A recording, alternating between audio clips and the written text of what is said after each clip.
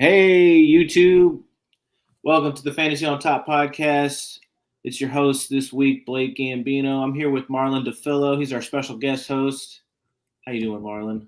I'm good, brother. I've had better weeks. My team finally lost the game this week. Wasn't very good, but here I am. Yeah, I was thinking that when I was typing up, when I was doing the producing, I was just like, man, both our teams took an L this week, so it's gonna be like a sad podcast, Like, gosh. Very, very sad. But the good thing is, a game come around the corner. Y'all play tomorrow, and we play on Sunday night against Miami. So this is actually the stretch of the year when I told Eric, like when me and Eric talked to him in the beginning, I was like, this is the stretch that I looked at that I was like, we could win like 5 or 6 games in a row based on like preseason stuff. Like obviously the way we're playing now, like if we go 3-3, we'd be pretty lucky. But all right, before we get started, everybody, make sure you join F6P fantasy6pack.net. Use our 10% code to really, I mean, what you're getting with that is you're going to get access to us, like the experts, So we have Discords and stuff like that. We even have leagues, listener leagues and stuff that you can join, which is really cool. So, and also I wanted to put this on here too. Also, get on Spotify, y'all. boom. Hit up Marlon's podcast. Hit that little star button right there. Give him a 5-star rating. That's where Marlon's coming from. He's got a podcast. Especially if you're a New Orleans listener, it's a really good New Orleans podcast. Actually, that reminds me of why I put this on here too. So make sure y'all join fantasy6pack.net. But I got this on here. It's our special guest host, Marlon, man, he Petty Defillo II. Y'all gonna have to listen to that episode that came out a couple days ago, maybe last week this time, like Wednesday last week, and you'll understand why he's Man He Petty is his nickname. Okay, so y'all make sure and get on that. They're giving him some hell on there. I was on your side though. I'll just put that on there. So I was on your side. I appreciate that, man. Thank you. Appreciate that. Once it happens, you're just like, this is nice. Like I understand people do this. So all right. So where are we at here? So we usually jump in, talk about the Saints. So we can talk Eagles too. So I guess let's see. Go ahead and talk about that CMC injury real fast, just since you know about that, since you have. Yeah, I mean, it was kind of bound to happen at some point with Christian McCaffrey. Like he played so well all year long, and just all of a sudden he gets this one little injury, and like damn, a little oblique injury, and they're saying that he can possibly play this week, but it's like I don't know, bro. Like if you have CMC, be very prepared. Get Jordan Mason if you can, Elijah Mitchell, just be on the safe side because they play Monday night, if I'm not mistaken. So you won't be asked out. You'll be asked out like, oh, you'll play. I put in my lineup, next thing you know, oh, he ain't gonna play. You're screwed. It's one of those things. I had the first pick in every draft this year, and I didn't pick CMC in anyone because of this exact reason. But then I picked Justin Jefferson in most of them, and now he's hurt on the IR too, so he's definitely out. And now they're saying like the Vikings suck. They might trade Kirk Cousins. He might stay on IR all year long. So I was just like, at this point, I should have picked Raheem Mostert as my number one pick, and I'd be a genius, So what can you do though? You can never really know. Yeah, man. It's just very unfortunate, these injuries. Like same thing in your case. In one of our leagues, I drafted Justin Jefferson, my very first pick overall, and of course he got hurt. So yeah, I feel your pain, man. And I told myself, I was like, I really like Jordan Addison, so I was like, would it be crazy to get them both? And I was like, and then I even was like, man, if Justin Jefferson gets injured, like that'll be like good, like almost like a running back handcuffs, But right, I couldn't pull the trigger. I was like, I'm not gonna start, and I could have basically started those guys every week. Like they played well, but it really did. I was kind of surprised by Addison, man. Like I was going into the year, I wasn't that big on him because of Justin Jefferson and Hawkins. I'm like, he'll be okay, but watching him play, he's nice. He's very nice. Dude, Kirk Cousins. It's so funny. Like as a Saints fan, I'm looking at Kirk Cousins. Like, man, if he can play, can they trade him to us? Like, because Derek Carr has just not been it. I wish I could. I don't know how to share I'm gonna just see if I can pull it up on my phone.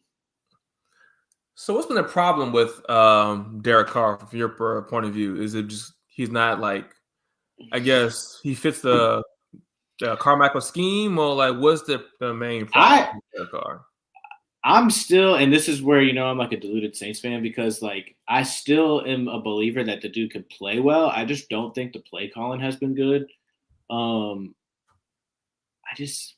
and you know what? Like we're totally spoiled from having Breeze too because he was literally like one of the best quarterbacks of all time. So you really start to recognize how how everybody's like, oh, Sean Payton, and it's like, yeah, but Drew Brees was like just a mastermind, So Yeah.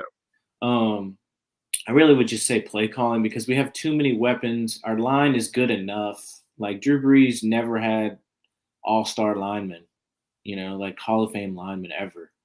And he was like one of the fewest sacked guys. And one thing I definitely have noticed for sure is that like for the years we had Drew Brees, it was like when he got pressure, he was better. Mm-hmm. And every guy we've had since then, Winston, Dalton, Taysom Hill, Derek Carr, when they get pressured, they're folded. Like it's over. But like people were afraid to blitz Drew Brees because he was gonna carve you up if he blitzed. So look, let me see if I can get this on here without the glare. It's tough to see. Okay, you can kind of see it. Yeah, well, I saw you post on the group message. I did see Okay, that. so this is for the viewers if they can see it without this glare. It's kind of hideous and terrible. I wish I could find a way. But basically what it's telling you is that Derek Carr, Andy Dalton in their first 6 starts, basically identical, except Andy Dalton had 5 more touchdowns.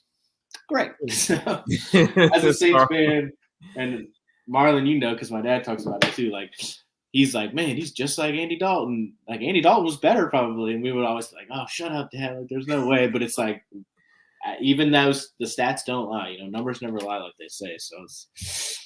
So what game was that in the preseason? It was a home game. Derek Carr did look good. I don't know if you remember. I went to that game. It was against the Chiefs, and it was our first.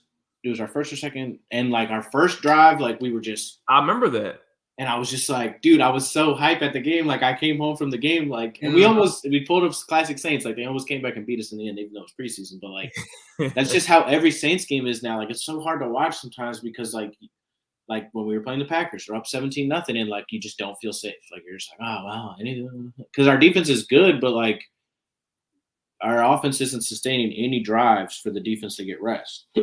So they're basically going to be, by the time third, fourth quarter rolls around, it's tough. Like they're like winded, and like our pass rushers, a lot of our defenders, like our two of our best defenders are over like 34 years old. So it's like, yeah. Yeah, because I mean, I think just kind of looking at, especially against the Packers, I'm watching like got Camaro, you got Thomas, you got Olave, like you got some weapons. I don't know what the problem is. I don't know. I'm very surprised, bro. Like I'm very surprised how bad Derek Carr's been playing. And of course, everybody's like, hey, where's Jameis? Put Jameis in. Like I don't think we put Jameis in, and he threw a pick on his first play. So it's like I don't know, man. It's really and I said this when we got Jameis a couple years ago. It was like the problem with Jameis Winston is he can't, if the pressure's like coming right up the middle, like on the center of the guard, he's toast. Like he can't handle the pressure in his face. And that's kind of like the weakness of our line at this point too, like our guards. So I don't know. Our whole line's been playing bad. So look at this. We have a viewer question, and it's our co-host who's supposed to be, it's the host really. He's supposed to be sick. He wants to know, if you were in a dynasty league and you were 4-8 and really had no chance, would you trade Pittman, who isn't a good keeper, for Bigsby, who's a 9th-round keeper, and Dotson, who's a 12th? I feel like weirdly like this is directed at me because I have Pittman in the league we're in, and I probably have a 4-8 record, so I don't know. Oh wait, he says, "I'm sorry, not a dynasty keeper league."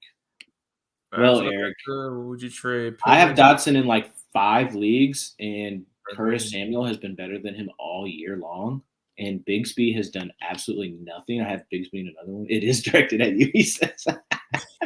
Just tell me you want Michael Pittman already. So this is why he can't come on, because he needs to be able to.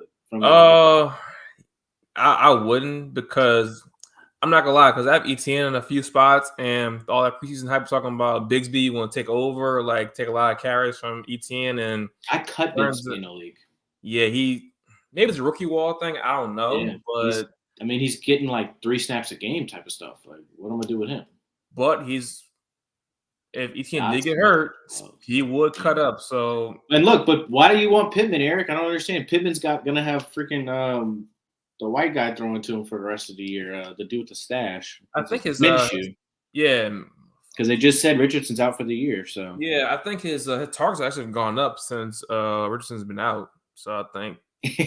Man, see, this is Eric. You're supposed to, you could be hosting if you can be sending me. This is what he says. Let's think over here. Yeah, like I said, I kind of agree with what he's saying. Like ETN, he's been pretty good so far, but knowing him, he reminds me of Miles Sanders. Like he'll put up some good numbers, but once he get hit, injury, it's a wrap. So I mean, yeah, if you're wanting Pittman that bad, I think you're just come with something a little better than that. Maybe we can talk about it. But let's get on.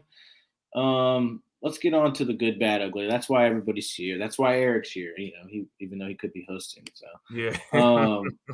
Let's start off with the realest of the real. One of the guys who I said was going to be great this year, and he's proven it so far. It's Jared Goff.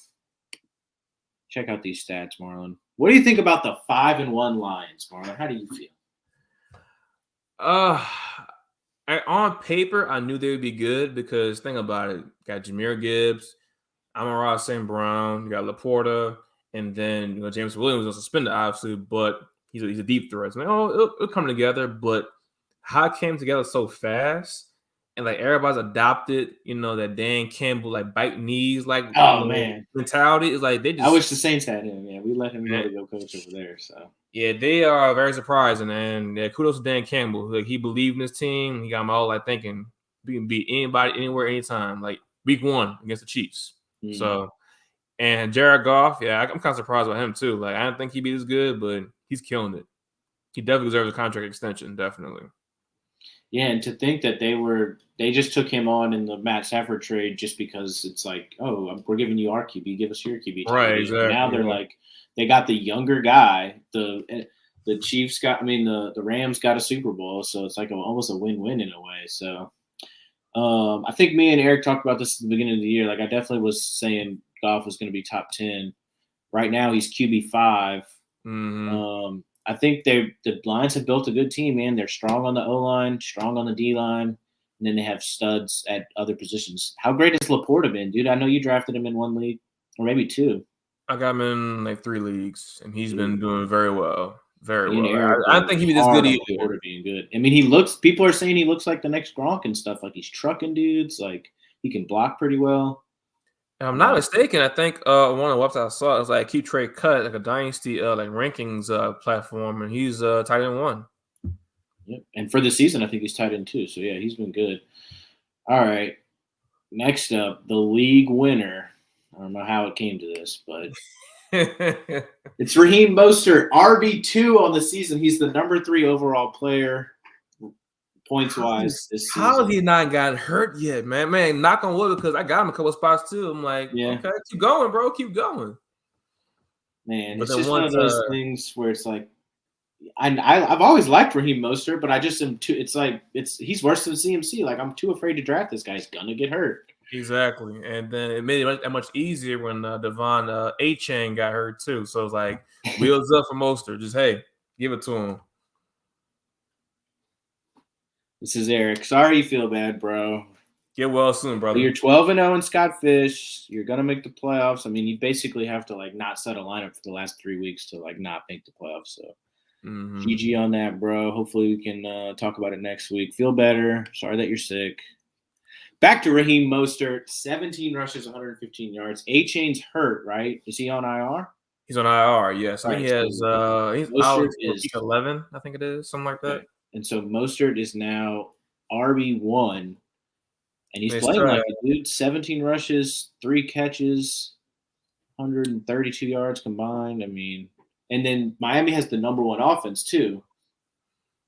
I mean, I'm looking now too. So Jeff Wilson practiced today.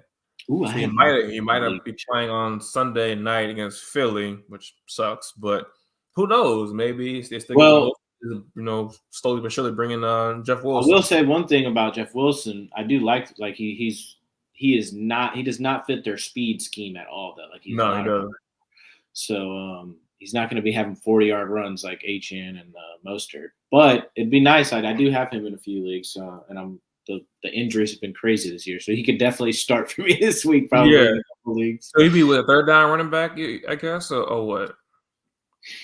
I don't know. I mean, I feel like Mostert would probably be better as a third just because he's speedier. But I think because Wilson really played that like just run up the middle for 3 yards type of role in his pass role. So I don't think so. Let me see. I want to double check something. Let's see. Raheem Mostert's game logs. I mean, he's played at least 45% of the snaps every game. 59, 61. So he's playing. Well, how often are they even getting in the third down, dude? Like they've been awesome. True. That's another thought process, right? So it's like even if Wilson is a third down back, is he getting in the game at all? Like they're awesome, dude. It's crazy to look back on. There was another guy like it's so funny. Like the injuries have been crazy this year, but at the same time, like a lot of the guys you thought would be injured haven't been injured. Like I was too afraid to pick Tua. I did pick him in one league, but as like my second QB or something like at the end. Yeah, nobody was picking him, but like I wasn't like banking on him being a starter, So it's just like, and now he's like top. He's got to be a top 5 quarterback, right? I mean, oh, I got to a whole bunch of spots, man. He's been doing very well for me right now. He is quarterback 3, QB 3. I'm sitting over here in one of the leagues me and you are in my dad's league with Mahomes. Dude, my team at the beginning of the year, I was like, I'm unstoppable. Yeah, I remember that. Yeah, Mahomes, like, with Chase, Jefferson. 3 and 9 or something, dude. Like, I just – How? Jefferson's hurt now. My running backs just didn't pan out, dude. Aaron Jones has been hurt. I basically did a 0 running back approach, and so I needed the guys that I did eventually pick to be good. And I went with Aaron Jones and Javonte Williams. Javonte Williams has been a nothing burger, and then Aaron Jones has been hurt. Aaron Jones was RB1 after week 1. And he got hurt. And he got hurt in that game and hasn't really played since. So it's like the injuries have been tough, So yeah, it sucks, man. But yeah, Kyron Williams, man, he kind of took my surprise too. I don't think he'd be this good either. Remember last year people talked about him like she's small, like 5'8", 200 pounds. But next thing you know, he's just going crazy this year. And then you hear the ESPN guys will be like, oh, like he ran a 4.8 on his 40 or something. And you're just like, exactly. Oh, that's terrible. Like here he is, 20 rushes, 158 yards. That's like, what was that, 6 yards a carry basically? No, 7, 8. That's almost 8 yards a carry, right? So I'm bad, man. I'm not going to try. So I'll let you have that one. That's 7.9 yards a carry basically. So, and in now, that offense too, it's just like you got Puka, who we'll see Puka later on, who had not as great a game, but I mean, what can he do with this? 20. He had no targets though, so he's not catching the ball at all. But 20 rushes, 158 yards. I mean, who were the Rams playing? So they played Philly. They played San Fran, Seattle, the Bengals, the Colts, and Arizona. So they played Arizona last week. Yeah, see, Arizona's starting to look like how I thought they would look in the first 4 weeks. Like the last 2 games haven't been very good. Man, Kyron Williams, RB4. That's why I put all these rankings on here this week because I'm like, you got Raheem, Jared Goff, QB5, Raheem Mostert, RB2, Kyron Williams, RB4. I sent Eric like a list of a team, and I was like, if I sent you this team and said I drafted this team in week 1, you'd be like, you're trash. This is the worst team. Yes. And I was like, meanwhile, this team would probably be undefeated. It was crazy. It was a lot of these guys that we have this week. One of the other guys was obviously Puka or something. I sent it to Eric, but I was just like, this is insane. Like, but now Kyron's hurt now. They're saying multiple weeks. Thielen was one of the other guys because Eric has Thielen in his Scott Fish Bowl, and he's literally, he might be. I think he's wide receiver 10. Let me see. I got him in the league too. Let me see. Double check. That's listener league. Thielen. Where are you at? He's on a bye this week. Right now, he's wide receiver 3. Wide receiver 3? I said 10. Yeah. Okay. That's crazy. You tell me. Oh my god. I mean, how can anyone sit here and purport to be an expert, dude? Like, I just named 4 dudes who you wouldn't have drafted in the first 20 picks at that position, and they're all in the top 5. Now that doesn't mean they'll finish there, but you got to admit there's guys that pick those guys, and they're like Matt in my dad's league. Eric says he's wide receiver 1. So I mean, Matt, what is Matt? 12-0, 14-0? How many weeks has it been? 6. Clearly, he's 12-0. He bragged about it in our group chat. He was 12-0. Oh, he has. I hadn't seen though. He's finally bragging, huh? It was taking him long. I don't sound like Matt. You better watch. You better watch it. Be humble. It's so funny how we're all so mean to him too, because we're like, we're like even happier to see him doing well because we know like the crash is gonna, the third place ultimate is gonna accident waiting to happen. Like the Cowboys, the accident's gonna happen. Like Matt, just be patient. Your time will come. That's good. You winning now. I'm happy for you, but stay humble. You don't stay humble. Yeah, I'm right there where I'm like trying not to be so depressed because I'm like I got these names are good names. Like maybe they'll turn it around, but I'm digging a hole right now. It's not, and I'm in Matt's division too, so I'm basically not getting 1 or 2 seed because Matt's 10 games ahead of me. Yeah. So you're 4-8. He's 12-0. Yeah, so that's not happening. Sounds like. And plus, he already beat me once too. So. And surprisingly, I'm 8-4. I don't think I'd be that good, to be honest with you, but I'll take it. Yeah, I had. Eric says Matt sucks. I definitely had you in like the middle. I think when I was ranking the teams, I had Matt at like 3 or 4. I think. And I mean, looking at his team, like he's got some nice guys, but like the Tyreek Hill getting me 50 every week is definitely helping. I think he has Mostert. He's got Kyron Williams. He's got Puka. So he's got a lot of these guys we're talking about where it's just like. So he has Eckler, Brees Hall, Zach Moss. Oh, the Zach Moss. The week I played him, he had Zach Moss get 40, and I'm just like, dude, like, I can't compete. No, it was Puka, DJ Moore, Jacoby Myers, Hill. If you look at that, every guy he's had has basically had like a 50-point week, like or like a 30-plus week randomly. And dude, that's kind of what you need to win these leagues. So let's talk about the bad, which is here's a guy who I thought would have a couple 30-point weeks. Calvin Ridley. Week 1, he scores 30. Week 1, it was great. I was like, this is the team. Like, I was blowing out of the gates. My team was stacked. I was like, this is great. I kept Calvin Ridley in that league in like the 10th or 11th round or something. I was like, I'm a genius because guys are picking him in the 4th. Right now, he's playing like a 11th round pick. He's wide receiver 26, 8 targets, 4 receptions, 30 yards. Plays the Saints tomorrow, which means Marshon Lattimore is going to be locking him down. What do you think about that? I don't really have anybody else to start, so I have to start him, but like that's probably not going to be a good start. Huh? But isn't really more of a slot wide receiver? I mean, I guess he does. Right now they have the other guy playing slot. Well, he's hurt though, right? Oh, I can see his face. So if him, Christian Kirk, and Christian Kirk is good when having playing slot. And then the other guy, Jones, is hurt too. I don't know. I don't injuries know either, crazy. Yeah, I got really in the league too. He let me down big time last week. He gave me my first loss of the season in that league, and I was kind of just surprised how bad he's been. Like beginning of the year, he was good, but then he's so off and on. So I'm asking you, as a really owner, would you consider trading him right now, or you just hold on to him?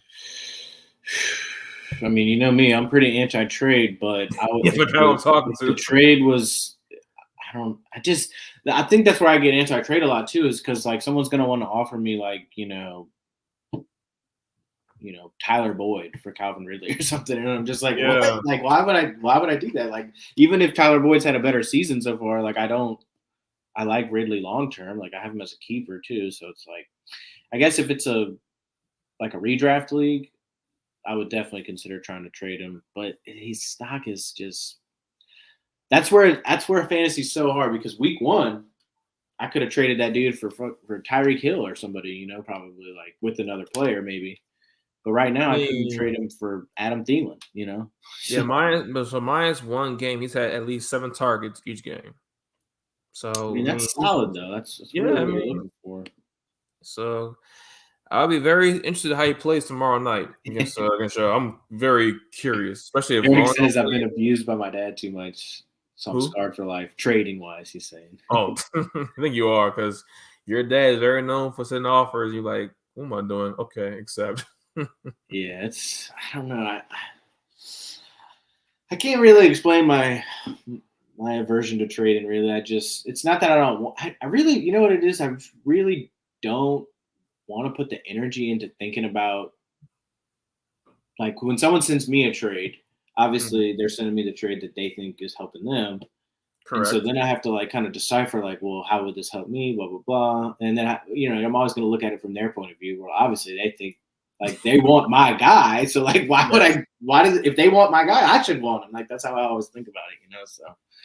But you think it help your team, right like maybe like I'm saying, if you think it help your team though, you consider it maybe it's in a counter. Okay, I mean, running back. Okay, let me offer you this, and like kind of go back and forth. Yeah, me and Eric were talking about this the other day. Like, I'm so bad about when I offer the counter. It's like I start winning the trade way more. Yes, I've been the victim. Well, why would I want to lose the trade? Like I just, it's been tough, man. I really just the main part about it is because I know I could come up with some good trades on both sides. It feels like a couple hour long ordeal, Like I gotta sit down and really be like, It's like one of the reasons I don't do betting a lot because it's like if I want to make a good bet, like I'm gonna have to really sit here and like take out my pen and paper and like write down, what to write. And I feel like homework, It's like I would do this stuff for fun. Like y'all love trading, y'all have fun with trading, and it's fun, man. I need to find a way to like relinquish myself from like the mental duty of it because I really don't think it should be that serious. But like if I really start to think about a trade, like I'm like, all right, he's getting this. We need to get you more involved, man. Gotta get you more involved. Yes. Yeah, I do. When I was listening to your podcast today, I was thinking like, I want to have fun with all the trades like people are talking about, So. Yeah, join the fun. That's what makes it more fun about fan football, man. Just be you're a manager. Like, hey, I'll give you this, you give me that. I kind of go back and forth. It's fun. So, but then it comes to this. You traded my little brother, Rachaad White. I got Rachaad White. Or he traded you Rachaad White. Right. How do you feel after making that trade? He's RB24. Who did you give up? Do you remember? I think you gave him. I really don't remember that trade. Because me and him traded a good like Ezekiel Elliott or something. Maybe. So originally it was like that trade. It was Zeke for T. Higgins, and it was Rachaad White. That's what it was. Thank you, Brody. That's just one of those where it's just like who won, who lost. I don't know. Everybody's that end. Something like that. But as far as Rachaad White, I mean, to me, he gives me Joe Mixon vibes. Like he gets a lot of volume, but there's nothing with it. You know what I mean? Like the only thing difference is he gets some targets here and there. He gets 4 targets, 3 targets, 3 targets, 5 and 2. So he's getting the targets too, which kind of helps out too. But it's like not doing anything with it. It's just. I guess he was probably drafted around the RB20s area too. So it's like it's not like he's really blowing away his draft stock or anything. Like so. But I've seen guys picking him pretty like 5th, 6th round, and I was like, no. But now I'm looking back at it though, looking at his schedule. I mean, I can see how it was kind of tough. He played Philly, and he played the Saints and Detroit. Those are some pretty good run defenses. Yeah, that's true. Those 3 defenses have been doing very well. Plays Atlanta next week, which that's kind of a tough defense too. But after that, he plays Buffalo, Houston, Tennessee, and San Fran. So, not that good looking. That is a tough schedule now that you're saying it. And the Bucs made the playoffs last year too, so that could have been a way to look at it. That's probably been another reason that they have a tough schedule because they won the division, made the playoffs last year. So that team always gets the hardest schedule. All right, we can move off of that guy. Here he comes, league winner Puka Nacua, down to just 7 targets. It's crazy. What did he have week 2? 20? Something like that. So he had 7 points this week in some leagues, but he had a touchdown that he dropped. Oh. So, yeah. So looking at 5 for 35 and a touch. Yeah. That's 17 points. I mean, and with that bad game, he's still wide receiver 6, so he probably could have stayed at 5 or 4 or 5.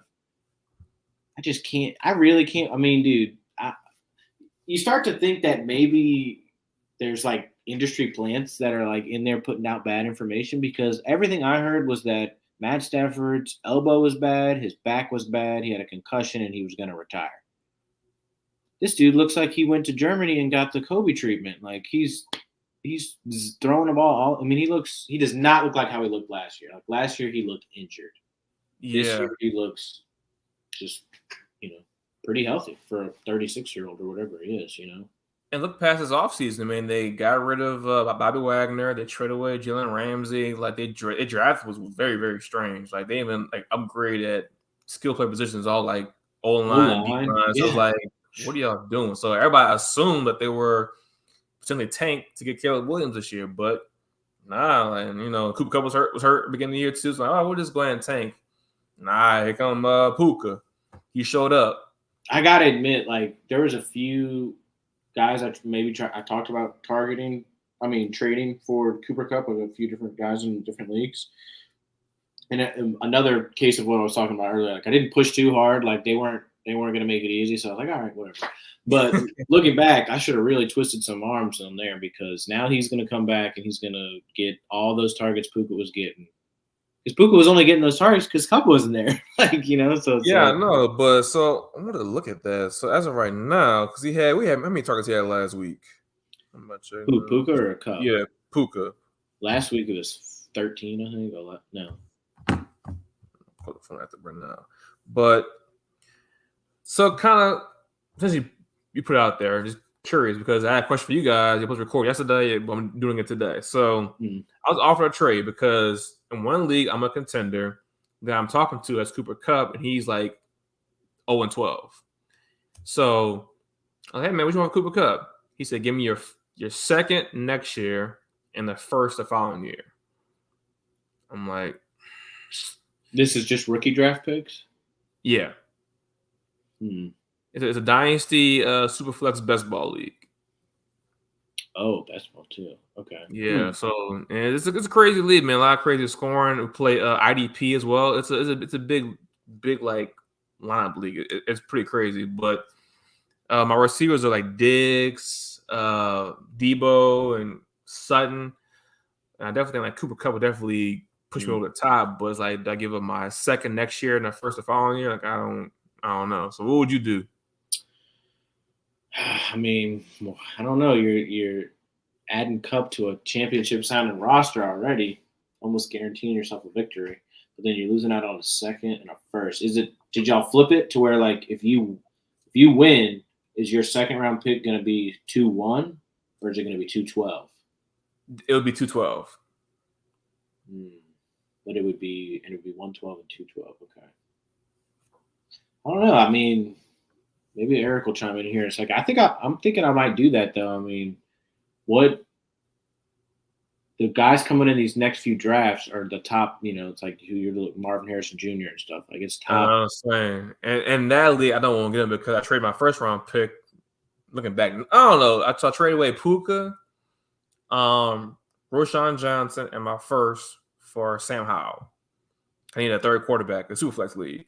Right. It was the beginning of the year too. I didn't think which hasn't even been a bad trade. Like Sam Howell's been pretty good, right? Yeah. So they're throwing the crap out of the ball. Like I mean, that's if that's your third QB, that's actually pretty decent. So I can see making that trade. But then, so you're gonna get Kupp though. I don't know. Eric hasn't chimed in, so he must have took a break. But yeah, I would do it. I think it's easy to say that you would make a trade that's not on your team though. So yeah, of course, yeah. But I think I might do that though. Second this year, first next year. Yeah, you'd still hold on to a first that you could possibly use to move up to get Marvin Harrison Jr. too. So he would. That's an interesting thought process. I might do that. All right. Forget you, Puka. Wait, didn't you have two questions? Do you have another trade one? Oh, so another league I was in. Maybe I wrote it down. Put up the notes. Actually declined the trade offer, but I didn't want you guys your point of view on it. So it was another 12-team league I'm in. It's PPR Superflex. I was offered Madison and Jerry Jeudy for Puka.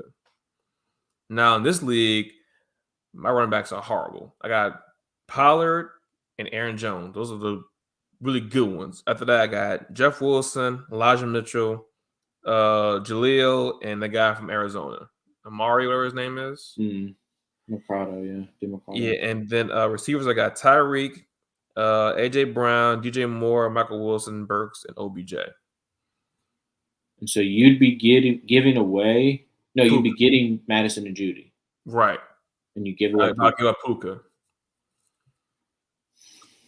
I Man, said that's no so because tough because Puka's been going nuts. I don't like Madison, man. Yeah, Madison has not. And plus, you hate – I always preach this too. Like, you don't want to get a running back on a bad team. Javonte Williams right here. Like, I thought the Broncos were going to be better than they are. Javonte Williams, like, you got Jaleel McLaughlin. He's been great because he's the third down running back. Right, yeah. Run the ball here and there. Like, he's kind of been playing on first down too. Sean Payton's so weird. But, yeah, I guess I wouldn't do that if I saw a little bit more out of Madison and the Vikings were like making a push to like win. I might have decided yes, but Jerry Judy's been bad. They're talking about he's going to get traded, and then like you're saying, Madison, they can't run the ball because they're losing, and now they don't have Jordan Jefferson, so now they're not going to be winning ever to even decide to run the ball. So that was a good decline, I think. I declined it. Especially because he's running second wide receiver at this point. Maybe Coop gets locked down here and there, and Puka can get 10 or 15 targets again. So let's move on. I got one of your guys on here. One of my guys too, though, or my whole team basically. But it's the ugly. We've got Brock Purdy. Eric said George Kittle. I said let's switch it to Brock Purdy. George Kittle has had his – I mean, it all goes by the quarterback, right? So Brock Purdy had his come back to life. I mean, come down to earth game. 12 of 27, 125 yards, touchdown, interception. I think the main thing, and I did see a little bit of this game, so I will say the main thing is he's under pressure, dude. When you're under pressure, when Myles Garrett, an absolute like it's like LeBron James is rushing you. You know what I'm saying? Like the dude is giant, and he was trucking Trent Williams. Like I think I saw a stat that he won like. He pressured 33% of the time that he went up against Trent Williams, he got pressure, which was like the highest of Trent Williams' career or something. So it's like that's how good Myles Garrett is. The Browns have a great defense. The only game they really got their butt whipped, Watson didn't play. I was just reading, though, that Watson still might not play again this week. Yep. He says unsure. He hurt his throwing shoulder. Right. Can't imagine he's saying that if he can't throw, he's a detriment to the team. But it's like, isn't P.J. Walker better than P.J. Walker, even if your shoulder hurts a little bit? I don't know. So, but maybe he's thinking long term. Maybe he's trying to be like, I'm trying to play in the Super Bowl. I'm not trying to win a couple games here and there, which could be a smart decision, But back to Brock Purdy. What'd you think? I didn't watch the game either. I saw that the last drive. He got him into field goal range, right? So, I mean. Mainly because of Ayuk. Like, Ayuk had that little catch and run thing. But from what I've seen the highlights of, he did look pretty shaken up. Again, it's the Browns defense, bro. Like, the Browns defense is legit. Like, that whole AFC North is just nasty. So, I'm not surprised with his numbers. And even now, he's quarterback 10 of the year. So.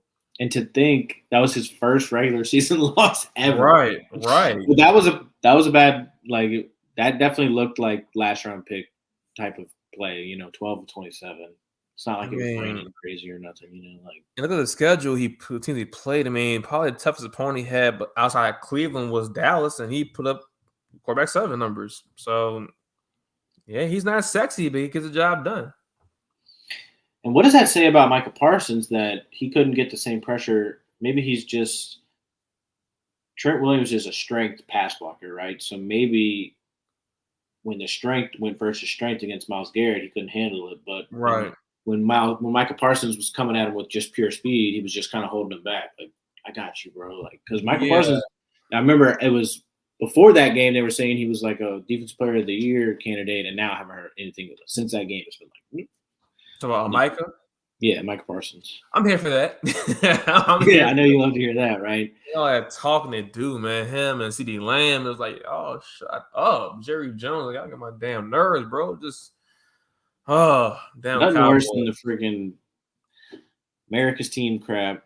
And then you've been having to deal with the whole tush push thing. Like, everybody's hating on that. I can't believe people want to cancel it. Brotherly shove. That's what they call it. Brotherly shove. Okay, they changed the name because tush push sounds gay as hell. You're right. Yeah, that's very weird. The tush push, but yeah. But yeah, I mean, I just don't understand.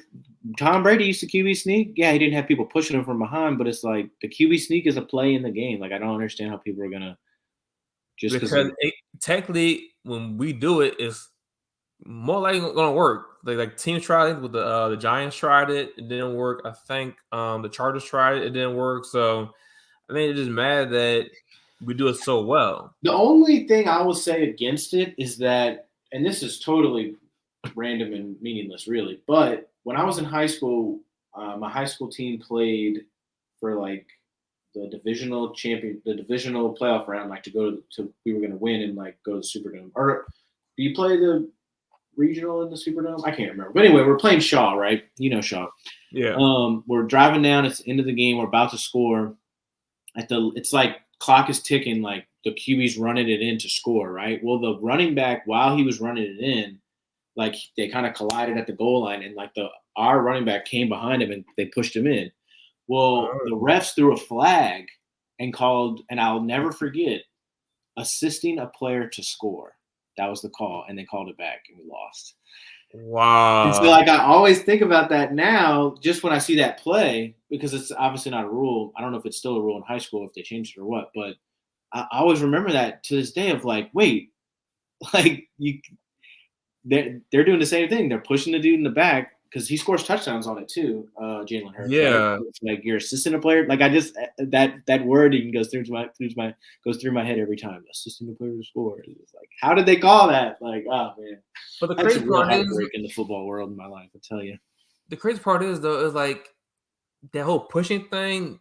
Jalen Hurts don't need that. He's that strong. He can literally just QB sneak it. And And you've more seen like his squat videos, like he doesn't need other dudes pushing him. Like that man is 6'1", 220, just solid. So like he can do without the whole pushing thing. So, but I enjoy it though, man. I enjoy it to see it.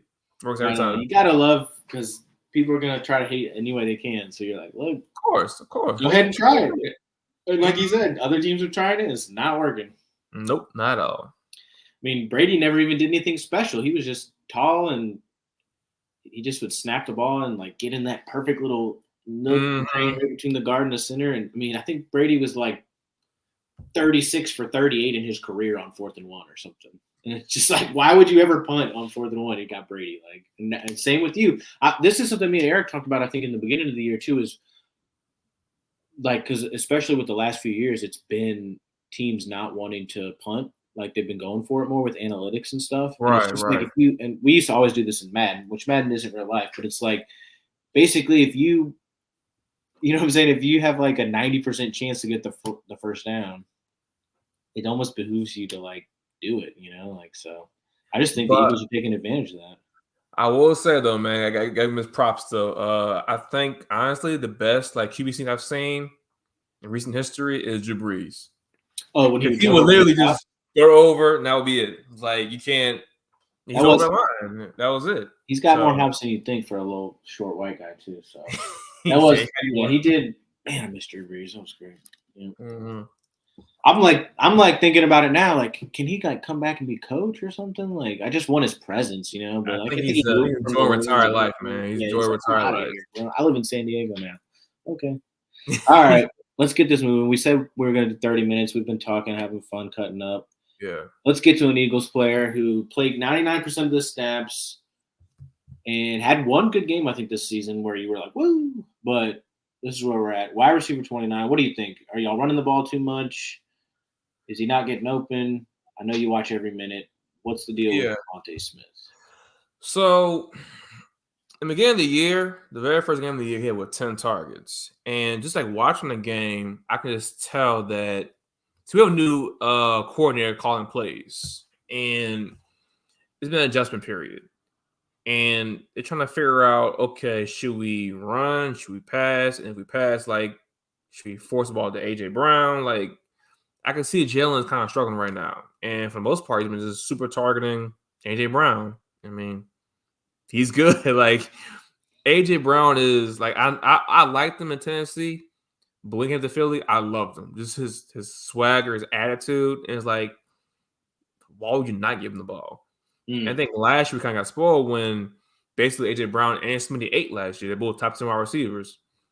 So I guess how bad it is right now, not very bad, but just I guess Jalen's trying to figure things out. Like, he's not the same as was last year. He's still adjusting to the offense, whole new offense. So as far as Smitty, I'm honestly not too concerned. He'll be okay. He's one of the I won't put like a number on it, but he's a very good route runner. He'll get open. So I'm not too worried about Michael Smith. So if anything, you want to buy low, I'll say you buy low on him if you can. That's a good buy low candidate, actually, too, because if you can point out to whoever you're getting him from, come on, dude, he's wide receiver 29 on a run first team. They're like, oh, you're right, take him. You know? So those are the when you do try to trade, which I do still try. I don't ever like put a gun to a person's head. Like they're like no off the jump. I'm like, oh, whatever. I'm not gonna really force it. But if you do want to force it, wide receiver 29, that's a good stat to throw out to the guy on a run first team. He's wide receiver 2 on a run first team. Plus, they just signed Julio Jones, right? Julio! I only drafted him like the last 3 years in every league I was in. Just like he still got it, and just every year did nothing. I got in one league. I'm like, man, it's a real good like real life like football move. Fantasy wise, I wouldn't touch Julio just because it's too consistent. I'm not. No, but in real life, it's a good move. I like. Is he going to be blocking? I mean, that's really what y'all are getting a big body like that for, because he's not burning anybody, right? Like he's going to be run blocking. I mean, how I would think he'll be more on the outside and put Smitty in the slot, and like pick your poison. You want to have like Smitty in the slot, like going crazy, or you want? Well, it could be a boost maybe to DeVonta Smith with getting Julio. Possibly. You'll have him playing that Z, and then your boy's going to orate Z's the slot. Why X ones? I never knew this thing. I just go with it. I know X is left side boundary receiver. I know that. So that would be that was Smitty. So, and again too, like Julio, he's an older player. He's always injury prone. So it's like I'm not expecting that much. I mean, yeah. So I'm not too worried about Julio even. I think Smitty's gonna be fine. I'm not worried about. It's good depth to have, you know. And this is where I hate at the point where we're at with the Saints. And not saying we need anybody, but like they're saying Derrick Henry's on the trading block, and I'm like. It'd be great to have Derrick Henry, but then I'm just like, we suck. Like, I don't know what Derrick. Like, what are we gonna do with Derrick Henry? Like, we'll get him, and it'll be like when we had AP. Like, he'll get like 3 yards every carry, and like he'll be struggling for those 3 yards, you know. So let's get to it. My team, we're ugly, dude. We started out 2-0. We're 1-3 in our last 4 games. We're playing tomorrow night on a 4-day week. I wish I had a lot more positive things to say. I did not think – I knew our defense would be top 10. It's ranked 8. Did not think that we'd be scoring under 20 points a game. I mean, I don't know what else there is to say, dude. Michael Thomas looks healthy. Taysom Hill's playing tight end, like, pretty decently. Olave, 10 targets last week? Yeah. Olave's been – mentally, he hasn't looked good. Like, he definitely seems like he's in his head a little bit, but like he's getting open, or he's at least getting deep on guys. And dude, it just seems like Derek Carr cannot drop it in. Like, he's got the arm strength 100%. I think I just had to quit. I had to quit watching the other day when it was just like 3rd and 8, and we're like doing a shot, which is great when you score on those. But when you don't score, now it's 4th and 8, and you're punting, and it's just like, can we just try to get a drive together and like get that? Like, it's really where Drew Brees would spoil us, dude. Like, we just so often would be driving down the field, 10, 15 play drives. Look at this right here, Marlon. 312 yards per game. That's our team yards. Dude, Drew Brees used to average 330 passing by himself. And we're doing 312 as a team. The depression's real. You're 5-1. We're 3-3. Do we play this season? I don't think we play each other. No, we won't play this season. Thank God. But look at it, man, because I drafted y'all defense in a lot of leagues because y'all got a nice schedule, man. Like, okay, so that's why it's sad to be 3-3 right now, dude. That's why I'm so depressed. Like, but look at this though. So y'all got Jacksonville, got Hobble, Trevor Lawrence. That goes at home. Just coming back from London too. So you got the Colts, -8 Rich, Gardner Minshew, trash. He's trash. I agree. They got Chicago. We beat him when he was with your good ass team, so we should be able to handle him now. Yes, he played Chicago. Mine Justin Fields. They're bad too. And they got Minnesota. I've never heard of their backup either. Like, who was that guy? I don't know that. And they got Minnesota. They might play Jefferson. They might not, but Man, I'll get right in the next few weeks. I mean, like I said at the top of the show, Marlon, I look at this stretch before the season, before those injuries you just mentioned and everything, it was still like we should win 5 out of 6 of these games, and we should. We have a solid. I just can't believe you should win at least 3 of. You should win at least 3 out of 4, at least 3. Yeah, but you don't watch really, right? So you haven't seen. I watch a little bit here and there. Dude, I mean, you gotta, even not as a Saints fan, you have to be frustrated watching Derek Carr, huh, dude? He can't put 3 passes in a row. Like, I don't think I've seen him complete 3 passes in a row. Would you consider trading him in the offseason? I mean, of course I would consider it, but who would take him? Where would he go? Like, I mean, at this point, we need to trade him to the Jets or something so they can try to win a few games before Aaron Rodgers comes back. Like, trade him to Atlanta. They need a quarterback. Ritter's trash. Dude, watch when Atlanta beats us. And dude, Ritter has better stats than Carr right now. You serious? I swear to God, dude, that's how bad Carr has been. Ritter has better stats. Go look it up. I'm pretty sure Carr's like 30th. Quarterback 25. Okay. Maybe we'll see, but Ritter might only be higher because of his rushing stats. But still, I bet you he's higher. Let's check. Let me see. So that's 25. Let me see. Team Ritter. Ritter is quarterback 17. Oh my God, he's 8 spots higher, dude. And that's got to be a little bit of the rushing, but still, that's not good because you can watch Ritter and know that he's not an NFL. Ritter is horrible. He's horrible. Man. Dude, we should have kept Andy Dalton. Like, I can't believe my dad is so right about this, dude. We should have kept Andy Dalton, dude. That's just crazy to me because Andy Dalton never pushed the ball downfield last year. He never seemed like he was trying to win. He just seemed like he was just trying to like hold down the fort, which is admirable and everything. But dude, every week, the last 3 weeks at least, when I'm watching the game, I really have to turn it off. And I'm just like, I can't watch this, dude. Like it's like genuinely depressing. Where I'm just like, this is not fun in any way. Like I just don't think we can win ever. Like, dude, we got Kamara back and we've lost more since we've had Kamara back. How is that possible? Like, make it make sense, bro. Dude, that's right where I'm at, dude. It's been tough. And then the Bengals haven't been good, so I can't like sneak over and watch Bengals games, like, and be a Bengals fan a little bit. Like, well, because Joe was hurt. That's all. He wasn't fully 100%, but he's playing better now. Man, I don't know what it is, Marlon, but it's been tough. So I mean, I know how you're feeling too, because y'all just finally lost too. So it's like, but I know how it is when you got a good ass team. Like you kind of want to get that loss out of the way. Like you don't want to be 13-0, you know, like because then it starts to get fishy where you're like, oh shit, like. Yeah, I mean, I kind of hope that we into the season type of shit, you know. I mean, losing to the Jets was like fuck, and then we got Miami this week. It's like, oh my god, like Hill can go crazy. I already see it now. They're saying that I think Hill needs like 185 yards to get 1,000 for the season, and we're only in week 7. What? Like, that's insane. I did not know that's crazy. What happened to us? He'll probably break the record. Like, Jesus Christ. Like, Hill and Waddle and Tua. It's like, my goodness. They say Mostert. It just – Miami look good, man. They look really do. Like fun. A fun team.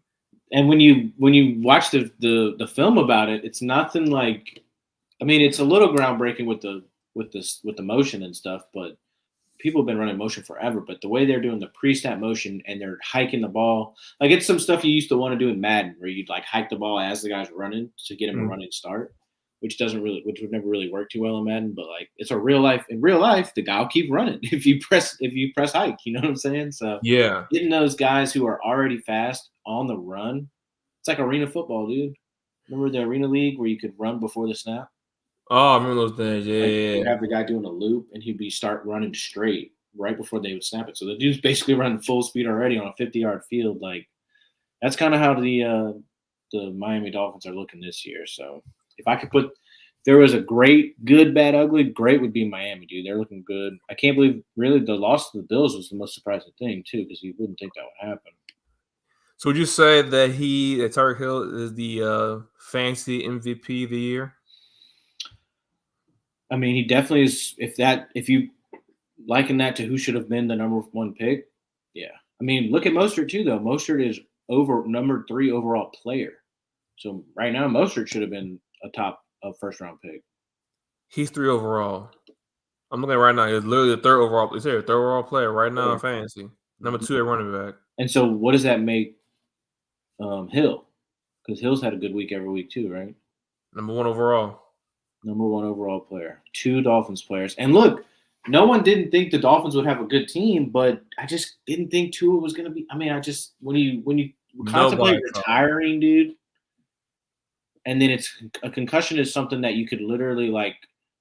It could happen on any singular play. Like the guy could slap his hand hard on your helmet, he could literally get a concussion. Like a defender could do that. And he's not the tallest dude, so it's like he could get hit in the head at any time. Man, I drafted him in some leagues. I'm like, man, I gave him so late. I might just take him here. But like again, in the earlier offseason, we did a podcast. I was on with you guys, and I mentioned I traded away Tua because I was just so uncertain. I got Justin Fields, and he got hurt. So like, fuck. Yeah, and I think Justin Fields was like top 5 quarterback this year too, though, right? Something like that. But he saw a pretty rough thing this year. Yeah, rough start to the season, but at the past couple games, he was looking pretty good. Yeah, before he got hurt, especially with that DJ Moore week he had. Oh, I forgot to mention real quick before we tap out, guys. Eric is truly not here because I beat him 2 weeks in a row. He couldn't bear to show his face. In 2 separate leagues, I beat him 2 weeks in a row. He couldn't bear to show his face. He's not sick, y'all. He's mad because I'm whipping him. I'm beating him with bad teams too, dude. Like he should be ashamed to lose to these teams that I got. So that's what I actually have a team coming around in our league for this company, F6 Fantasy Six Pack. Like my team's starting to come around. Actually, finally got Jonathan Taylor back. Kamara's back off of suspension. I drafted Jamar Chase 1 overall instead of Justin Jefferson. So now I'm looking like a genius, kind of, even though Jamar Chase wasn't doing good at the beginning of the year. Now he's healthy, scoring 60 points in 1 game type of stuff. And I'm like, this is what you're looking for. So, oh, man. That's really why he's here. Thanks for joining us, Marlon. No problem. Glad to join. Glad you could come in and be the – actually, let's take this. Let's do a quick edit on this. Boom, boom, boom. No ticker. Thanks to Marlon Defillo. Listen to his episode and figure out why he's petty. Y'all got to figure this out. Y'all got to understand the wordplay on that. Subscribe to the Daily Dollar Short podcast. Hopefully Eric will be back next week. If not, I think Marlon would enjoy tapping in again. What you think, Marlon? Of course. Absolutely. Maybe we'll just start having you on. We'll just do a 3-person pod, man. Who knows? We'll see. We'll love to talk Eagles. I love the Eagles as a kid, dude. When they had McNabb and T.O., I love them. I fell in love with McNabb, man. McNabb and Brian Dawkins. Dude, when they had Westbrook, and then when they got LaShawn McCoy, I had LaShawn McCoy's whole career on my. I remember you did, and I famously remember that. Shady, one of my favorite players for sure. So I got a little Eagles love. It's just when y'all play us, y'all got to go down. Of course. I feel it. All right, but thanks again, Marlon. Thanks for joining us. Don't forget, like and subscribe. Our podcast here too on YouTube. You can actually tip on YouTube now, people. Did you know this? Send us a tip, maybe $1. Send me $1. Or get a like. Press the like button. Likes, subscribes, hit the noti bell. Yeah. What do they say? Bang the noti bell. They say crazy stuff on these videos, man. Bang it. Bang that bell, man, so you can get notifications when we're going live. Every episode we do is live now, so you're gonna want to check us out. We got good talks on here. We're gonna talk Saints. We're gonna talk fantasy. Let's tap out, Marlon. Good to see you. Appreciate it, brother.